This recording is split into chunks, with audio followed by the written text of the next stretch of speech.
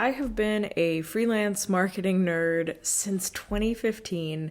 In March of this year, I celebrated 7 years in business with Bad Axe Enterprises, which weirdly felt like I celebrated this year a lot more. And it really has me thinking a lot about what has led to success in being a freelance social media marketer. There's a lot of different things that maybe I would have done differently if I would have thought about them in advance when starting out with this business. But I'm really happy with my journey and where I've ended up. Regardless, I have a few things if you are starting out in this career field, or you're establishing yourself, or you've been in the trenches for years and you just want to chat with somebody else who's in the industry. I have 7 things that I would love to reach back in time and tell past Carolyn.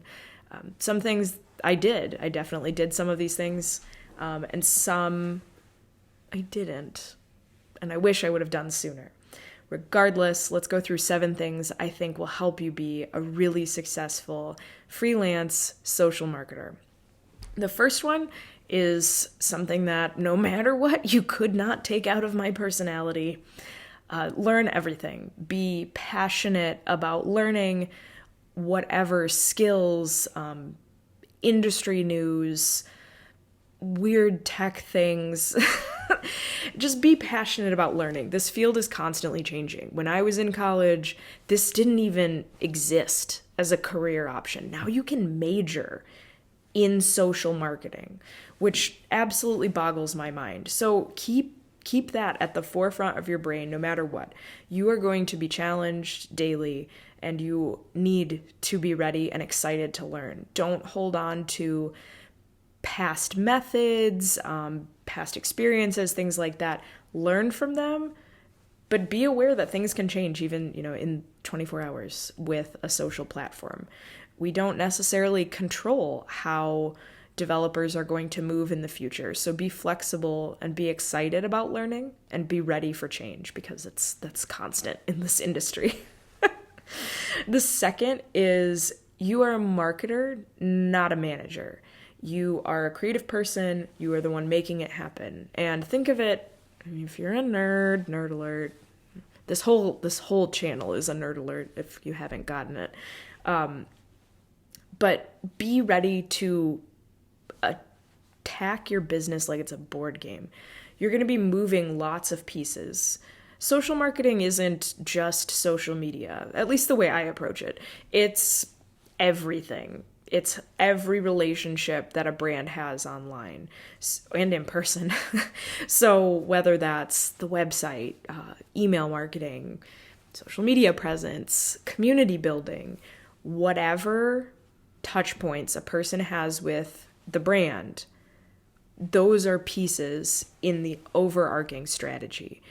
When you address just one part of it and ignore everything else, that is a recipe for disaster and failure. I learned that early on in my career, in working with people who really, really wanted me to just focus on one aspect of their marketing with no regard for other parts.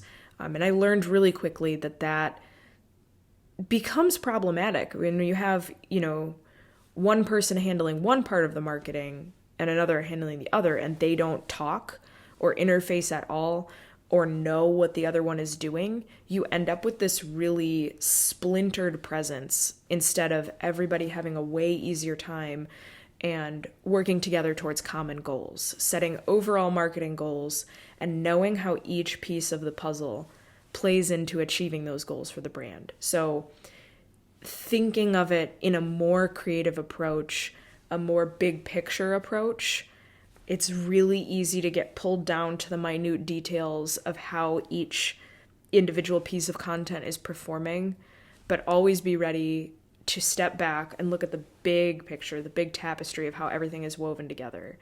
And when you're doing that, you're going to make yourself more valuable to the brands that you're working with. Even if you're maybe not handling their email marketing or you have nothing to do with their website, you can assess how that will play into the parts of the marketing that you are handling. If you have a good understanding of what they're doing and your clients are willing to at least let you know what their big picture goals are and their roadmap is for their brand, you're going to be on much better footing and much better at your job when you're looking at it like a creative person versus as, you're just managing a platform. You are just focused on one thing and trying to handle that one thing. Maybe that's an unpopular opinion. I'd love to hear if you disagree. Let's talk. The third thing that I think will help you be really, really successful in this field is to rely on robots sometimes. I love letting the robots do the work.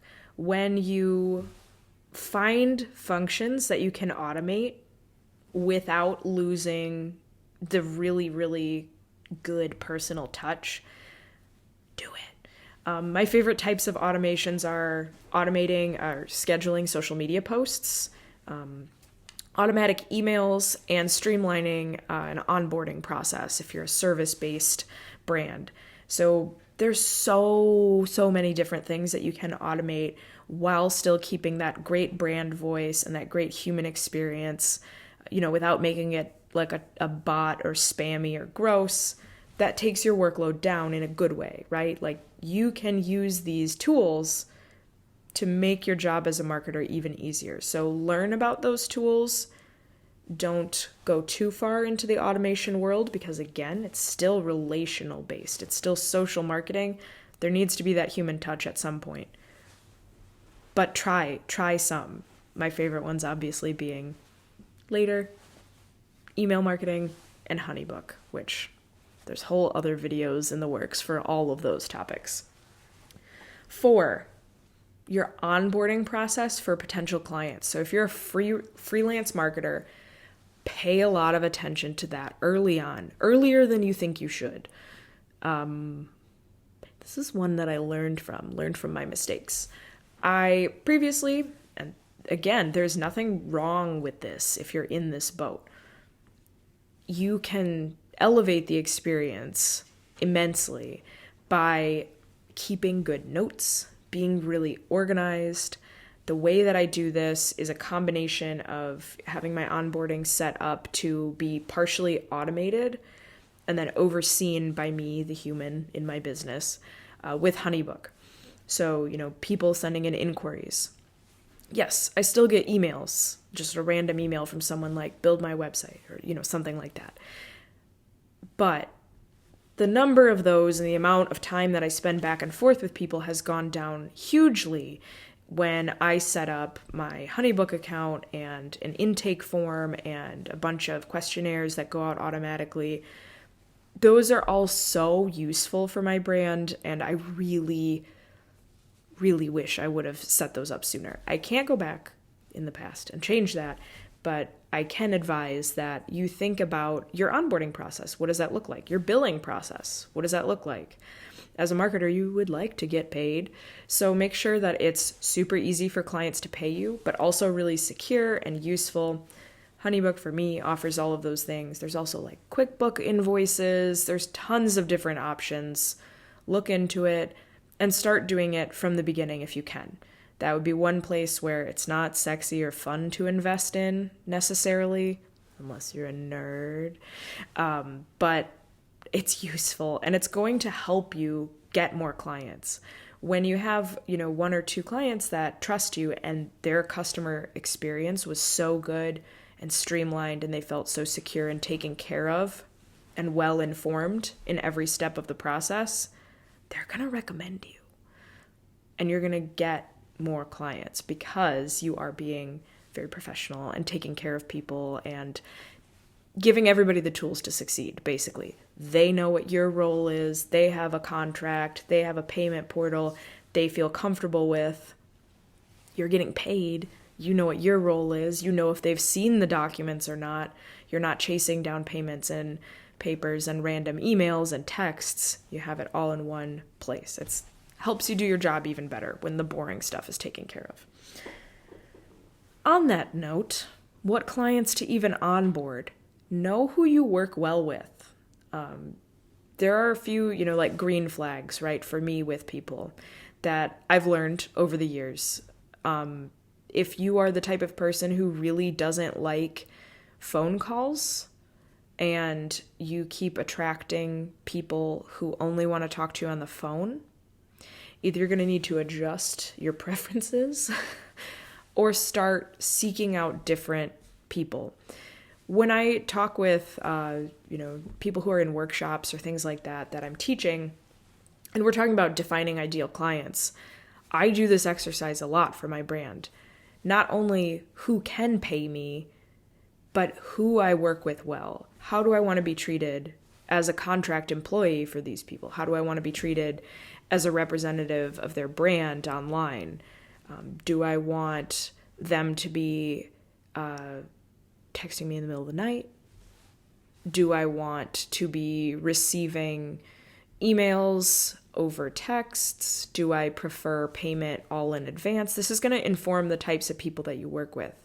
And personality types matter too.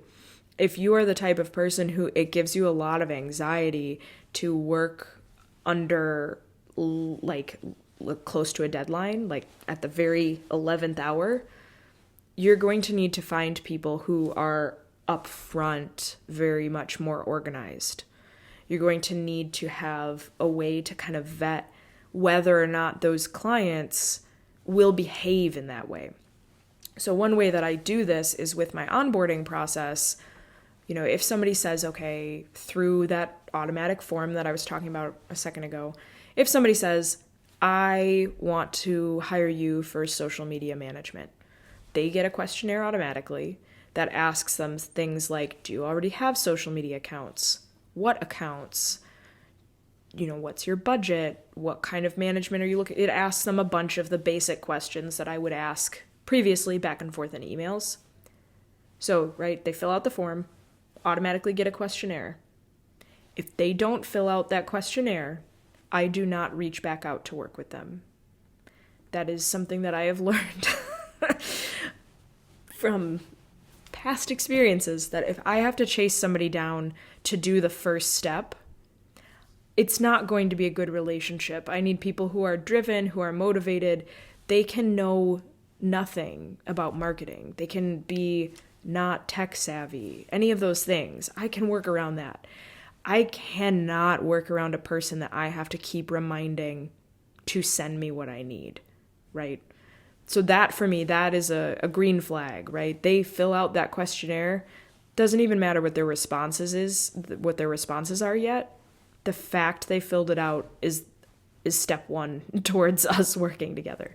They don't fill it out, I'm not babysitting. I'm not chasing you down. I'm not asking for replies to it. Either you do it or you don't. So having something like that in your process where you can start vetting people's behaviors to make sure that you're getting the best client possible and the best experience possible for both of you. You aren't for everyone. As a marketing freelancer, your working style, your methods, your ethos, your beliefs about marketing, they're not going to be for everyone. Your skill set is not going to be what everyone needs, and that's okay. Have them go and find the person that fits those needs, and you find the people who need your skills. That's okay. To let people go that aren't a good fit. And that's hard to hear when you're starting out or when you really need to pay for food. But it is one of those things. You'll learn as things happen. 6 and 7 are content related tips for success. Number 6, use Canva. I'm not sorry. I don't really care what. There is definitely a debate and a little bit of a stigma and some hate around Canva, I've discovered. There are a lot of graphic designers that find it threatening to their livelihood, which, yeah, absolutely.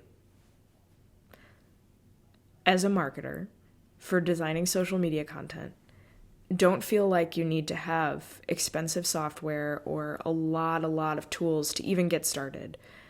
Canva and other free or low-cost tools, you can still be really strategic, really effective, and create amazing results without needing high-level software. So don't let somebody bully you into thinking that Canva is not the ideal thing to use for social marketing. It is. It's fine. You're going to do great. Number 7, speaking maybe a little bit to past Carolyn here, but don't stop posting your own content. This is like the typical thing of like the mechanic never fixes their own car, or the cobbler's kids never wear shoes, or, whatever, those things. Don't stop posting your own content.